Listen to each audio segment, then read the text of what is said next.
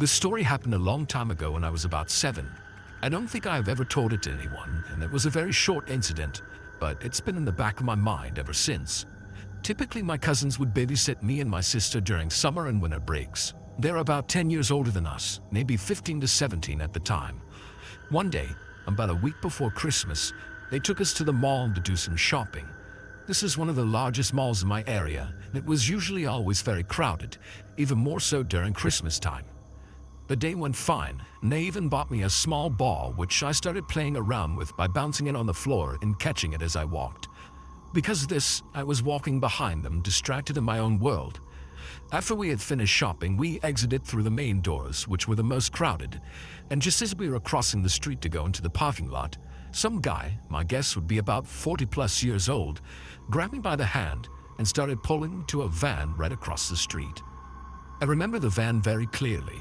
It was one of those conversion vans popular in the 90s with drapes on the window, red with thin gray stripes running through the sides, and van doors. One of the back seat doors was open and you could see a woman sitting on the driver's seat. She was about the same age as the guy, and you can tell that the engine was running. At the time, I didn't really know what was going on. I just thought it was weird in a sort of funny kind of way. Why is this guy grabbing me? As I remembered, I thought he just got confused and grabbed me by accident, thinking I was his son or something. So I shouted my cousin's name as she quickly looked my way. She was just a few steps ahead, and as soon as she sees me, she runs to me, quickly grabs my arm with both hands, and starts shouting as loud as she can. It wasn't until I saw her freak-out face that I realized that something bad was happening. As soon as she grabbed me, the guy just lets go, gets in the van, and they drive away. They didn't really tell the cop or call mall security. They were teens, so my guess is that they didn't really know what to do. They were just happy nothing happened. As I said, this is a very crowded day. As I got older and reflected more on what happened that day, I would understand more and more the severity of the situation. I wondered what would have happened if my cousin hadn't heard me calling her name within all that noise and multitude that was crossing the street with us. I wasn't even shouting out at the top of my lungs. I just called out her name rather calmly. So I was very lucky that day. But later that year, a kid was kidnapped in the local park. It was a very famous case that made headlines all around the county. They never found the kid, and I've always wondered if it could have been the same guy.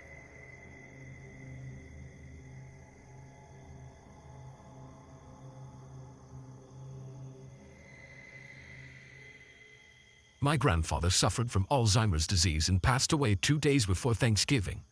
My grandmother is now living alone, so my mom has spent a lot of time over there keeping her company and helping her out around the house.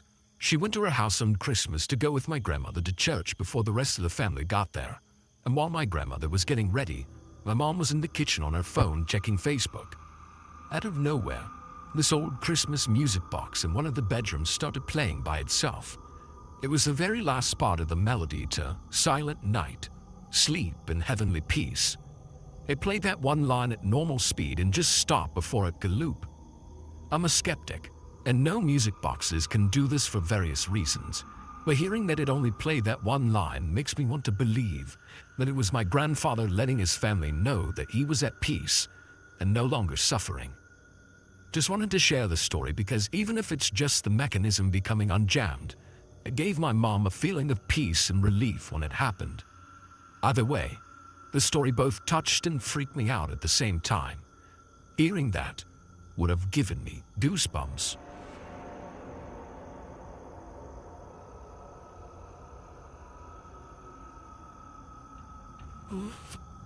I'm currently 18 and my dad passed away in an accident when I was very little in 2005. A couple of years ago on Christmas, my brother, mother, and me were watching a corny Christmas movie on Netflix for the fun of it. It was a 1998 version of Jack Frost, where a father dies in an accident but comes back to life as a snowman to be with his kid. In the other side of the room we were in, my mom had an iPod that was hooked up to a speaker. Near the end of the film, there was a scene where the dad acknowledges that he has to pass on and tells his family he loves them as he starts to melt. During this exact scene, the iPod somehow turned on by itself and started playing loud music, which startled us a little. We were kind of silent for a while after that, and we never since talked about it. I think I can only remember it happening one time other than that, which was in the middle of the night while everyone was sleeping.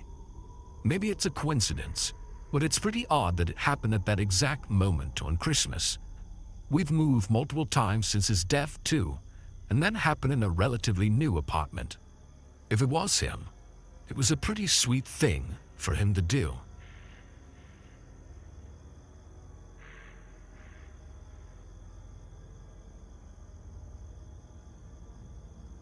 Before I go into depth about this story, it's important to know that I've been dealing with depression ever since I was 12 years old, and as time passed, it's got progressively worse. It's also important to know that at the time that this happened, I was in a toxic relationship and it heavily affected my mood. On to the story. This happened in December of 2015. I was 16 years old at the time and my depression was once again taking a dip for the worst. Despite this, and despite the toxicity of my relationship at the time, I did my best to talk with my family about the holidays. I don't have the best relationship with them since I'm usually a quiet person around them, but in that month, both my parents told me something curious. The first account came from my dad. He told me that a few months before December he had been driving home at around 8 p.m., so everything was dark, and the streets were barely lit with lampposts. The neighborhood I live in is a quiet one, but we have very few lampposts in our street, so walking outside at night can feel really creepy. There are neighbors who own dogs, large ones, but they're almost always quiet too. So my dad was driving down the street, and as he turned onto our street, he said he saw something in the middle of the road. He had trouble making out what it was, but he described it as a large black dog. He said it was really furry and that its ears were upright, but when I asked if it was just a stray dog, he looked at me wide-eyed and shook his head. He said this dog was abnormally huge, bigger than any other dog he had ever seen. Its eyes were piercing through him as he continued to drive, but as my dad came closer to the dog, it stepped out of view. My dad had never spoken about it until about a week ago, and even then he hadn't actually told me about it before. The only person he had told was my mother. My mom is very afraid of black dogs because of an incident from her childhood, so when I asked her about my dad's experience a few days after, she told me she froze slightly and admitted that she had seen it too. Her experience was very similar to that of my dad's. They were both coming home late at night. She has just come back from working out at the gym when she said she saw a huge black dog on the sidewalk. She, however, asked me if I knew if any of the neighbors had any black dogs, as I tend to walk around more and greet the neighbors' dogs if they're friendly. I told her that there was one, but it was just a black lab. It was a medium size and chubby, far from the description that my parents had given me. When I told her, she looked at me frightened and asked that I look into it. She's a very superstitious woman, while I tend to rationalize situations more. Maybe that's why this scares me so much. About a week after, she came up to me again, terrified. She asked me if I'd ever looked into the black dog. I told her I had, and that I only remember the American version of the black dog, that if you see it once, it means joy, and if you see it twice, it means sorrow. I never told her about the third part though, as I knew she would go ballistic if she knew. From what I read, if you see the dog a third time, it means death. Anyways, when I asked her why, she told me this. The day prior to her asking me, she went to a Christmas party with a few friends, and one friend had offered to help her bring back some food home, as the rest couldn't. It was soup. After her friend had helped her, she was going back to her car when she suddenly called my mom. My mom answered, and her friend was already driving away from our house. But in the middle of the conversation, she abruptly asked if we had let our dog outside. We do have a dog. She's a tiny white Maltese, and we love her to death. But we don't let her outside as she was never fully trained. My dog asked, "What dog?" To which her friend said, "There was a black dog on your doorstep. It was sniffing the door and looked like it wanted to go inside, but it was a really big dog. Was it yours?" My mom didn't want to scare her friend, so she told her that it was probably just a stray. But my mom had the feeling that it was the same black dog that she and my dad had seen. I didn't know what that meant, with the dog being on our doorstep and all, but I later put the pieces together. And here's why this scares me. On the 22nd of December, I had attempted suicide. I won't go into too much detail as to what pushed me to attempt suicide, but it did come from both depression and the state of my relationship as a whole. I was very, very close to dying and had never told anyone of my family. I don't think I ever will. When I asked her when she saw the black dog, she told me she saw it on the 21st of December. The second she told me, I felt a huge pit form in my stomach. I did my best to hide my horrified expression. I kept saying to myself that this has to be a coincidence. There is no way that that black dog had anything to do with me merely dying. But, looking back on it now, it is a really strange coincidence. It's a full year later. I'm 17 years old and doing much better than I was last year. I only remember the story because yesterday was the 22nd of December. I still don't know what to think.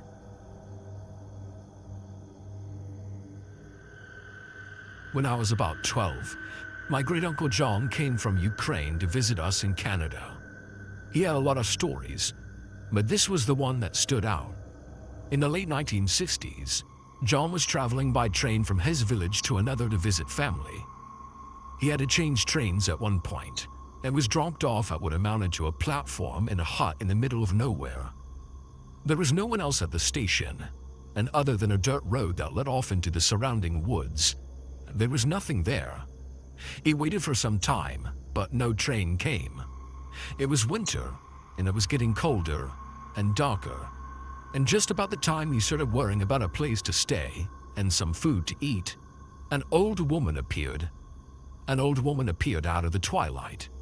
She asked if he was waiting for a such-and-such train, and when he confirmed, she said it wouldn't be long until the following day. She asked if he needed a bed for the night and offered him a meal and a room at her house, which she said was about an hour's walk from the station.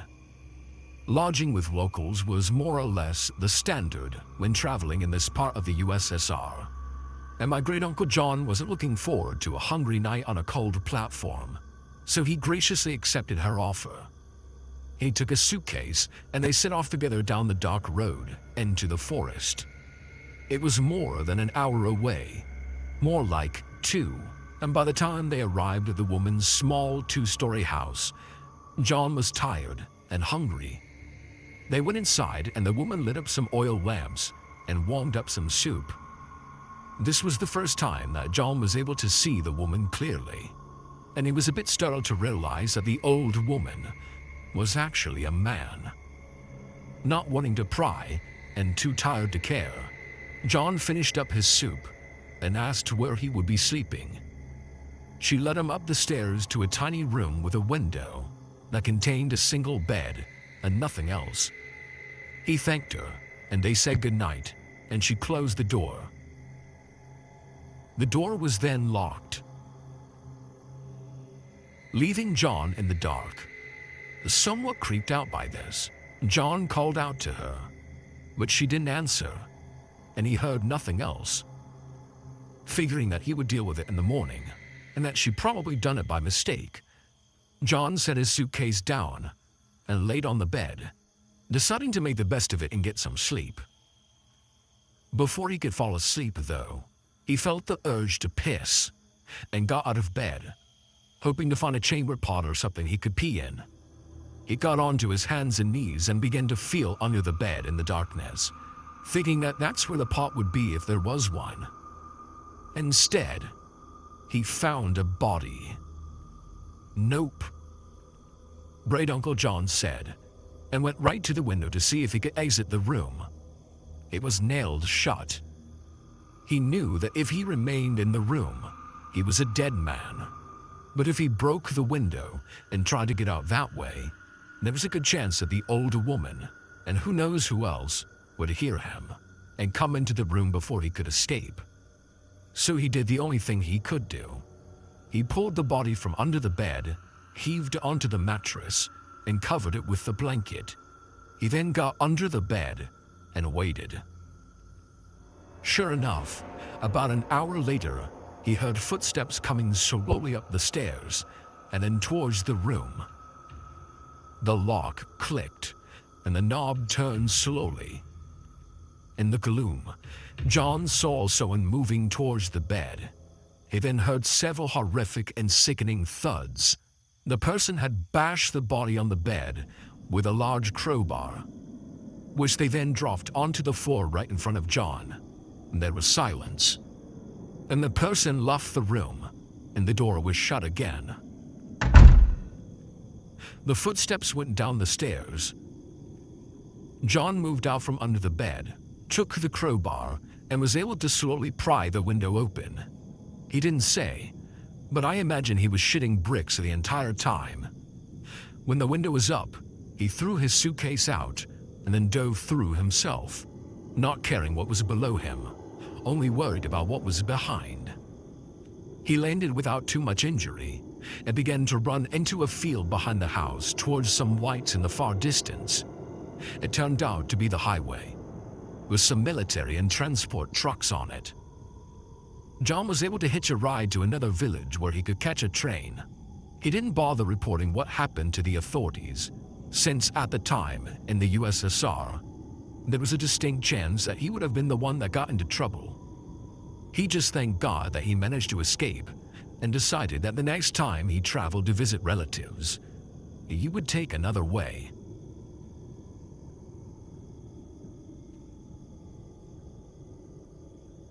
I'm originally from Mexico. For reasons that will become very obvious, I wish to remain anonymous. I used to be involved in the Mexican cartel. I mainly transported drugs across the border into the United States.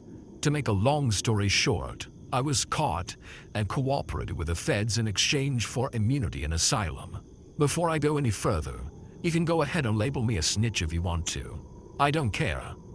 I personally feel pretty good about routing out a bunch of drug-dealing murderers that work for an organization that is responsible for destroying so many of my fellow Mexicans' lives. I was forced into this life at a young age. I've always hated the cartel and was already plotting a way to flee Mexico with my mother and 2 younger sisters. You could say that it was a good thing that I ended up getting caught. The story is not about how I got out of the cartel. It's about the closest call I ever had during my time with the cartel. This happened during the early days. It was the summer of 2005. I remember the date specifically because I had just turned 18 a day prior. Even though I was barely an adult, I was a very intimidating-looking guy. I come from a long line of very physically strong men. I've been lifting weights since I was a child. I'm an even-tempered guy, and I don't consider myself to be an aggressive person. But I will put somebody through the wall if they piss me off. It was because of my physical presence, and my piece of shit father, who was also in the cartel, made me a target for recruitment. When I first started out, myself and 2 other guys would drive around Mexico City and collect debts and packages from people who owed money to the cartel or one of our distributors. It was on the 4th or 5th run that we ran into some trouble. There was this particular club we frequented where a lot of business was conducted. To make things simple, an exchange would go down in a back room, and we would come shortly after and collect the revenue and drop it off to our capo. So that night, we entered the club and began making our way to the back room. It was a fairly busy night for the club. This DJ from out of town was performing there, so people from all over were there to see him. To get to the back room, we had to go through the main dance floor to the opposite side of the building. There were some renovations that prevented us from using the back entrance. We got out onto the dance floor and started making our way through the crowd. When we were about halfway there, I saw something out of the corner of my eye. It was the barrel of a shotgun being pointed directly at me. I quickly ducked, and not a second later, I heard the gun go off. Unfortunately, an innocent girl who was standing beside me caught the bullet. She was shot at point-blank range, and I don't mean to be insensitive when I say this, but the poor girl's head was blasted apart. I remember several things happening simultaneously after the shotgun went off. All of the partygoers immediately fled the club. From my position on the ground, all I saw was a wave of moving legs. When I stood up, I saw a deserted club, my 2 co-workers with their guns drawn, cursing up a storm, and, unfortunately, the corpse of the young girl who was just shot. I assume that the shooter got away in the chaos. We quickly busted into the back office to find another bullet-ridden corpse. It was a club owner who was our contact. We immediately fled the scene before the police showed up. I was never informed as to what happened with the club owner and who almost took my head off with a shotgun. I was on the lowest rank of the cartel, and they kept us in the dark about a lot of things. I'm grateful that I'm no longer a part of that life. I would like to end things by saying a big fuck you to that asshole who tried to kill me and ended up shooting an innocent girl that night. And to all those cartel members who got locked up because of me, you got what you deserved. And I'll see you in hell.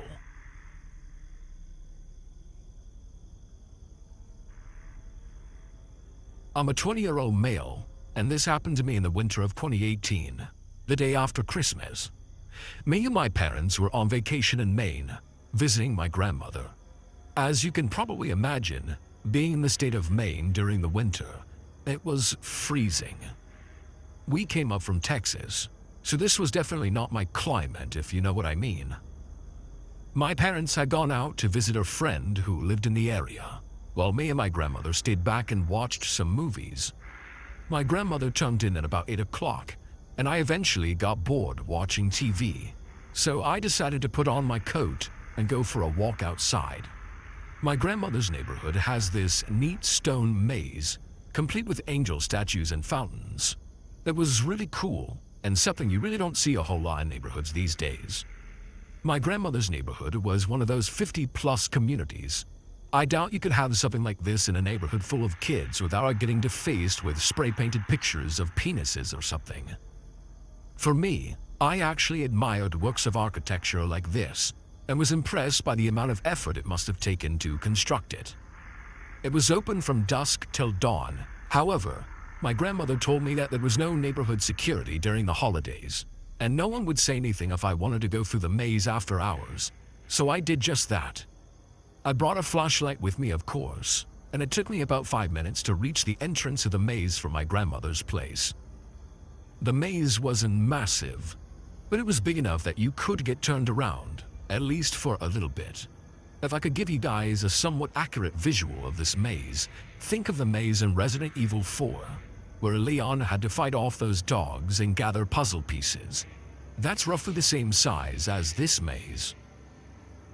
When I walk through this maze during the daytime, I will usually listen to my headphones.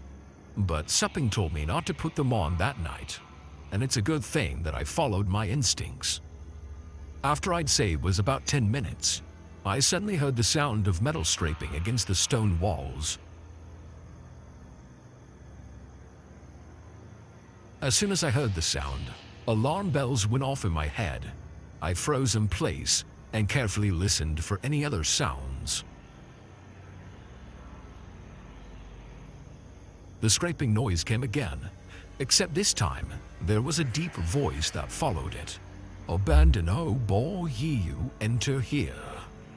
This sent chills down my spine, realizing that I was now in a maze at night with a possible maniac.